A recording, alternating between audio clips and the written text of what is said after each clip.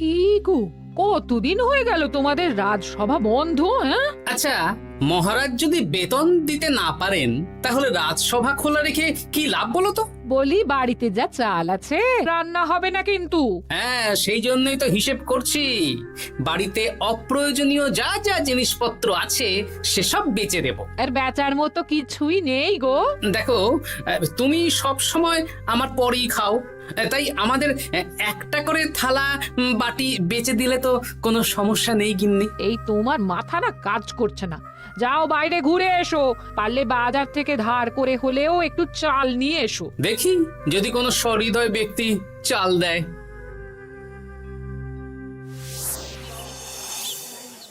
না গোপাল দাদা, বাজারের অবস্থা খুব খারাপ, আর আমি ধারে বিক্রি করছি না। আহা, আরে আমি কোনোদিন তোমার একানাও বাকি রেখেছি বলো? আমি বুঝতে পারছি গোপাল দাদা, কিন্তু আমিও নিরুপায়। গত মাসের বেতন এখনো পাইনি। মহারাজ অনির্দিষ্ট কালের জন্য রাজসভা বন্ধ রেখেছেন। বিশ্বাস করো, বিশ্বাস করো, বেতন পেলেই তোমার ধার আমি মিটিয়ে দেবো। এই সপ্তাহ খানেক আগে একই কথা বলে সেনাপতি ধারে 25 কেজি চাল নিয়ে গেছেন। এখন ওনার কোনোই পাত্তা নেই। কি যে করি, কাছের বন্ধু বলতে বিজ্ঞানী আর সভাকবি। দেখি ওদের বাড়িতে একবার ঢুঁ মেরে।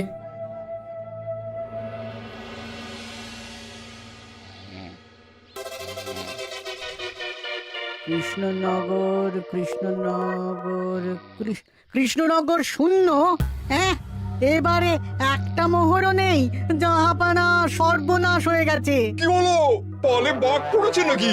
এই ঘুমের 12টা বাজিয়ে দিলে। জাহাপানা, এবারে কৃষ্ণনগর থেকে একটা মোহরও খাজনা আসেনি। হ্যাঁ, বলো কি? 1 মাস আগে বাৎসরিক খাজনা দেওয়ার শেষ দিন ছিল, কিন্তু এখনো একটা মোহরও খাজনা আসেনি। না জাহাপানা। পড়েছে এই বেগমের জন্য হীরের হার, হীরের কানের দুল, হীরের নাকছাবি বানাতে দিয়েছি।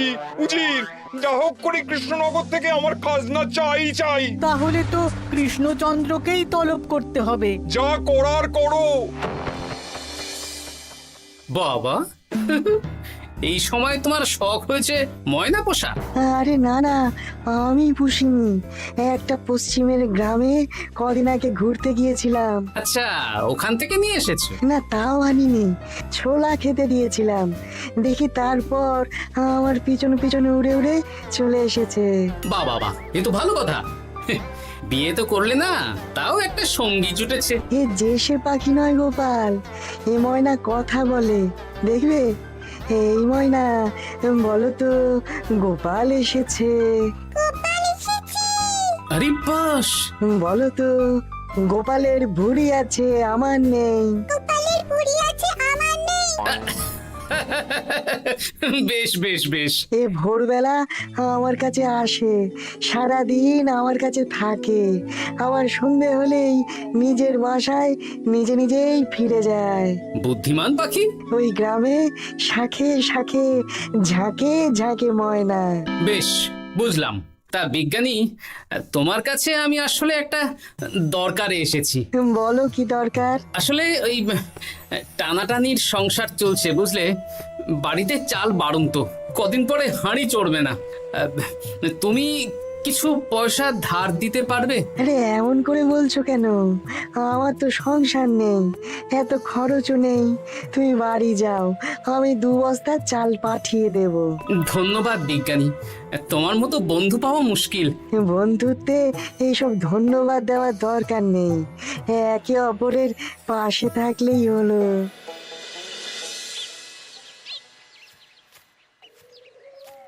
এ কি গো, খালি হাতে ঢুকছো যে? বিজ্ঞানী আমাদের 2 বস্তা চাল পাঠাবে, তাই কিছুটা হলেও চিন্তা কমলো, বুঝলে। ওমা, এই তো সারা বাজার ঘুরে তো ধারে চাল পেলাম না, অগত্যা বিজ্ঞানীর বাড়ি গেলাম। উনি সত্যি তোমার বন্ধু? হ্যাঁ গিন্নি, জানি না কতদিন আমাদের রাজসভার সমস্যাটা চলবে। দেখি অন্য কোনো কাজে লাগতে হবে, বুঝলে। এই দেখো দেখো, যা করে তাড়াতাড়ি করো, এভাবে তো আর চলতে পারে না গো। কি নবাব বাহাদুর আমাকে ডাকছেন? হ্যাঁ, জাহাপনা আপনার উপরে রেগে আছেন। অতি সত্য উত্তর আপনাকে দেখা করতে বলেছেন। এবারে চাষাবাদের মন্দার কারণে রাজস্ব আদায় তেমন ভালো হয়নি, তাই খাজনা পাঠাতে পারিনি। আর কিছুদিন অপেক্ষা করতে বলুন, আমি ঠিক খাজনা পাঠিয়ে দেব। এখন আর খাজনা নিয়ে কথা বলবেন কিনা জানি না। আপনাকে নবাব এই আদেশ পাঠিয়েছেন, আপনি 2 দিনের মধ্যে নবাব বাহাদুরের সাথে দেখা করবেন। আচ্ছা ঠিক আছে।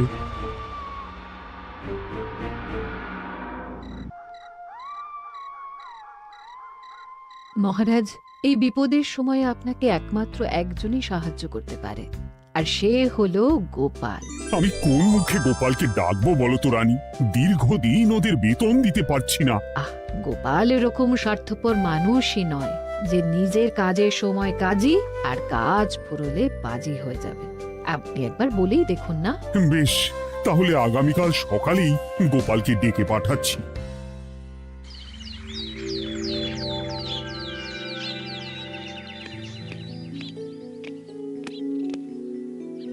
আসতে পারি মহারাজ? হ্যাঁ গোপাল, এসো এসো। মহারাজ আমাকে হঠাৎ ডেকে পাঠালেন যে? শোনো, নবাব বাহাদুর বলেছেন ওখানে যেতে হবে, কারণ এবারে কৃষ্ণনগর থেকে কোনো খাজনা পৌঁছয়নি।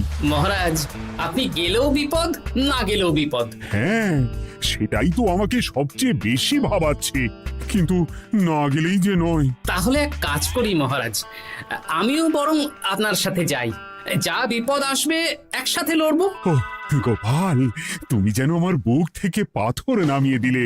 তোমাকে যে কি বলে ধন্যবাদ জানাবো। তাহলে কখন বেরোবেন বলুন? আজকে সন্ধ্যের দিকে বেরিয়ে পড়বো, তাহলে কাল সকাল সকাল মুর্শিদাবাদ পৌঁছে যাব। কতদিন থাকতে হবে তো কিছুই জানি না, তাহলে ওই 3-4টে জামা কাপড় ধুতি নিয়ে নেব, কি বলেন? হ্যাঁ হ্যাঁ, তাই নিও। তাহলে সন্ধ্যেবেলা রাজবাড়িতে এসো, একসাথেই বেরিয়ে পড়বো। আচ্ছা মহারাজ। বলি, তোমার কি মুর্শিদাবাদে না গেলেই নয় গো? আমাকে তো যেতেই হবে গিন্নি। জানি নবাব বাহাদুর কিভাবে ছক করে কল করে, তুমি সাবধানে থেকো গো। দেখো, আমি যখন যাচ্ছি তখন নবাব বাহাদুরকে এবার সাবধানে থাকতে হবে। হ্যাঁ, ঠিক আছে ঠিক আছে, মাথা ঠান্ডা রাখবে, বেশি ওস্তাদি করতে যাবে না। এমনিতেই আমাদের অবস্থা এখন ভালো নয়। আরে তুমি অতিরিক্ত চিন্তা করো না তো গিন্নি। জাহাপনা, গয়নাগুলো কবে আসবে? এখনো 2-3 দিন সময় লাগবে বেগম। এত সময় লাগছে কেন জাহাপনা? দেশের কোণে কোণে খুঁজে সেরা সেরা হিরে দিয়ে বানানো হচ্ছে যে, সময় তো লাগবেই বেগম। তাহলে তো অনেক খরচ হচ্ছে। তাও হচ্ছে বটে, কিন্তু তোমার জন্য আমি সব করতে পারি। আমাদের মুর্শিদাবাদের হীরালালের হাতের কাজ দেশের সেরা। আপনি সত্যি আমাকে ভালোবাসেন, আমার জন্য এত খরচ করে গয়না বানিয়ে দিচ্ছেন। তুমি খরচ নিয়ে এত চিন্তা করো না। কৃষ্ণনগর থেকে এই বছর ভালো খাজনা প্রাপ্য ছিল, কিন্তু এখনো একটা কানাকড়িও আসেনি। তাহলে আপনার গয়না বানাতে যা খরচ হবে সব আপনার সিন্ধুক থেকে দিয়ে দেবেন? না না না, কৃষ্ণনগর থেকেই আদায় করব, ওকে তলব করেছি। আচ্ছা, সহিস, গাড়ি ছাড়ো। যথাজ্ঞা মহারাজ।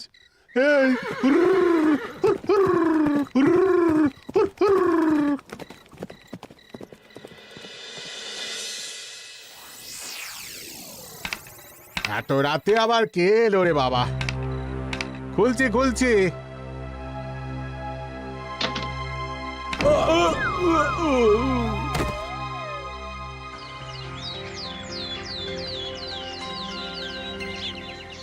সর্বনাশ হয়ে গেছে জাহাপানা। কি হয়েছে হীরালাল?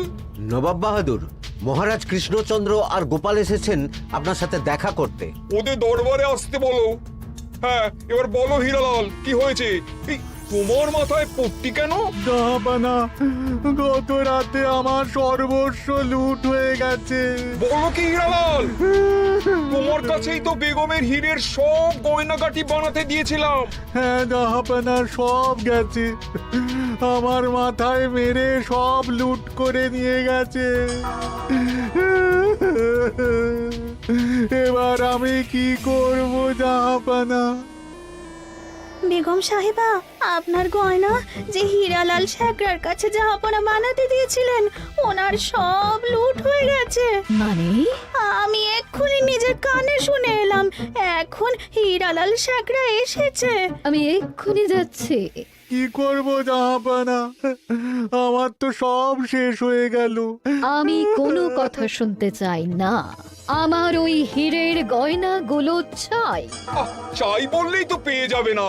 এখন এই গয়না শুধু নয়, হীরালালের সব সোনা দানা চুরি হয়ে গেছে। সেগুলো খুঁজে পেতে হবে। বিগত কয়েক বছর আমার মুর্শিদাবাদে কোনো চুরি ডাকাতি হয়নি। প্রত্যেকটা গ্রামবাসী সুখে শান্তিতে আছে। বাইরের কোনো শত্রু আসারও সুযোগ নেই। গ্রামের সীমানায় দিন রাত প্রহরী থাকে। যদি এসেও থাকে পালাতে পারবে না। এবারে তাহলে চোরটা কে বুঝবো কি করে? এসব সামান্য চোর ধরার কাজ আমার কাছে নস্যি। জাহাপনা, আপনি যদি কৃষ্ণনগরের এবছরের খাজনা মকুব করে দেন, তাহলে আমি চোর ধরার ক্ষেত্রে সাহায্য করতে পারি। ঠিক আছে কৃষ্ণচন্দ্র, তোমার এই গোপাল যদি চোর ধরে দিতে পারে তাহলে এবছরের খাজনা মুকুব। আগে আমি ওই শেখরার সাথে একান্তে কিছু কথা বলতে চাই। বেশ, প্রহরী প্রহরী, তুমি গোপাল আর শেখরাকে একটা ঘরে নিয়ে যাও। আসুন। এবার আপনি চুরির ঘটনাটা বলুন। চুরি না, ডাকাতি। সে যাই হোক, বলুন বলুন। গতকাল রাতে, তারপর সকালে জ্ঞান ফিরে ঘরে গিয়ে দেখি সব ফাঁকা। আমার ঘরের সাথেই লাগোয়া দোকান। আচ্ছা, দেখুন, আমি আপনার কথা শুনে আর একটু আগের যা আলোচনা শুনলাম, তার থেকে মনে হচ্ছে এই চোর স্থানীয় চোর। কি করে বুঝলেন? কারণ বাইরের চোর হলে তো এত নিখুঁত কাজ করা সম্ভব নয়। চোর নিশ্চয়ই আপনাকে ব্যক্তিগতভাবে চেনে। হ্যাঁ, এবার মশাই আপনি বলুন তো, আপনার কোনো শত্রু আছে? না, শত্রু নেই তেমন।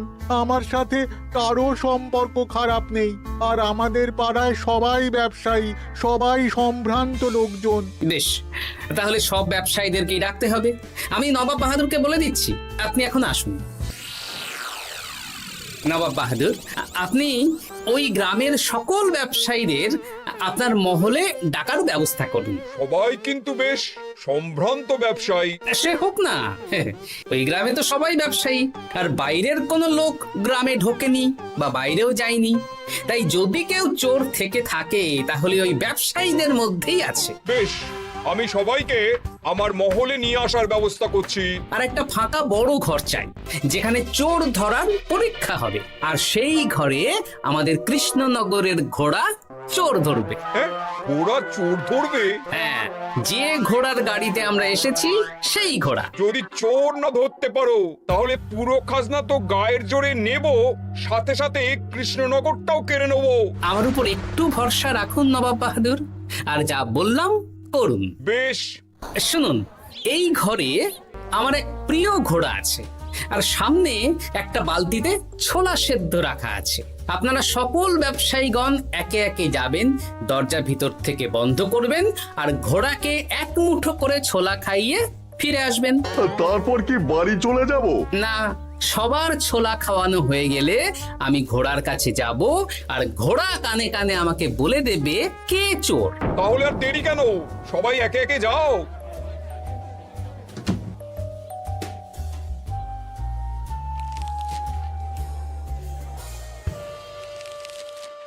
কি করি যদি ঘোড়া সত্যি সত্যি বুঝে যায়? ছোলা খাওয়াবোই না।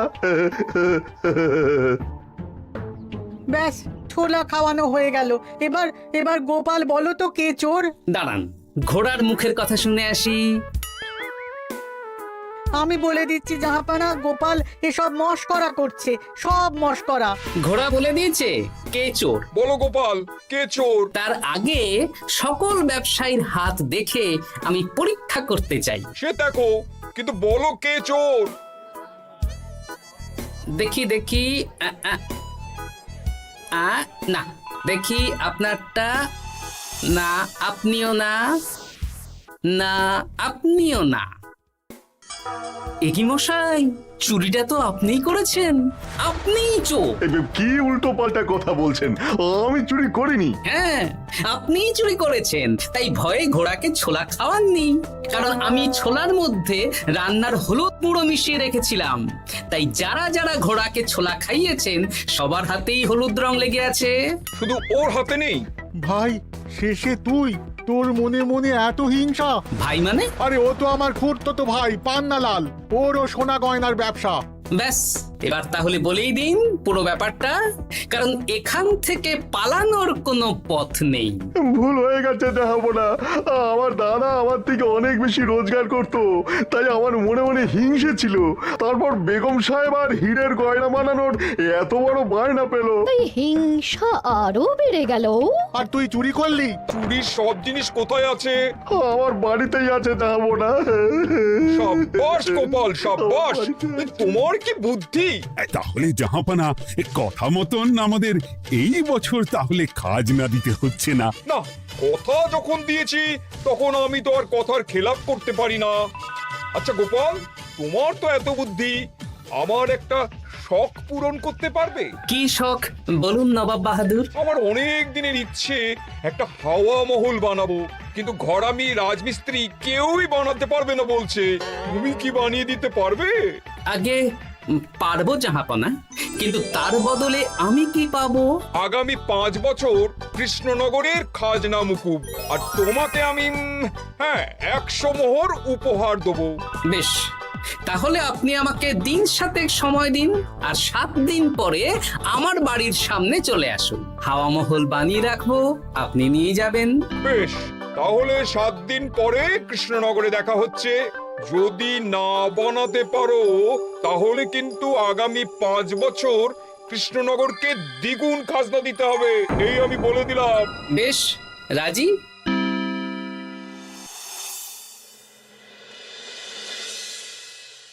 বেশ তো বড় মুখ করে বলে দিলে হাওয়া মহল বানাবে। রাজি রাজি। এবার যদি না বানাতে পারো, সব তো উল্টে যাবে। আপনি চিন্তা করবেন না মহারাজ, নবাব বাহাদুর আমাকে প্যাঁচে ফেলতে চেয়েছেন, তাই আমিও ওনাকে ঘোর প্যাঁচ দেব।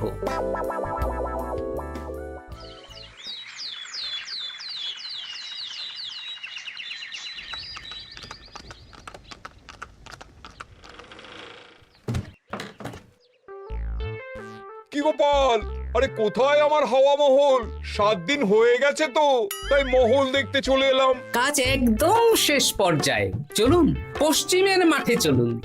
গিন্নি, তুমি মহারাজকে খবর দাও আর বলো পশ্চিমের মাঠে চলে আসতে। আরে তাড়াতাড়ি কর, তাড়াতাড়ি কর। ওই দেখুন, আপনার হাওয়া মহল তৈরি হয়ে গেছে। কই? উপরে দেখুন। ওরে, নবাবের হাওয়া মহল বলে কথা, ইট কথা হয়ে গেছে। এবার রং কর, রং কর। হাওয়া মহল রং করছি তো, এত তাড়া দিস না। আরে তাড়াতাড়ি কর, তাড়াতাড়ি কর। আরে এসব আবার কি? ময়না পাখি হাওয়া মহল তৈরি করছে? হ্যাঁ, হাওয়া মহল তো, তাই হাওয়াতেই তৈরি হচ্ছে। হাওয়া তো আর চোখে দেখা যায় না, আমি তৈরি করিয়ে দিয়েছি। এবার জাহাপানা আপনি নিয়ে যান। হয়ে গেল, এবারেও গোপাল দাও মেরে দিল। মানে আমি কি করে?